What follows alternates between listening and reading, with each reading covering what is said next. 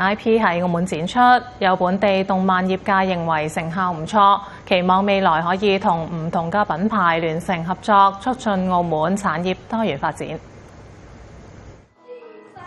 澳門漫畫從業員協會舉辦亞太區插畫及動漫論壇，邀請內地、香港同馬來西亞等地嘅動畫同漫畫家交流分享，探討 AI 賦能行業。協會指出，本地動漫質素唔錯，但由於市場細，唔少人才都選擇到外地發展，期望當局加強支持業界。而家澳門有好多知名嘅同知名 IP 嘅合作，既然都可以邀請一啲國際知名品牌嚟到澳門嘅話咧，咁會唔會係我哋本地嘅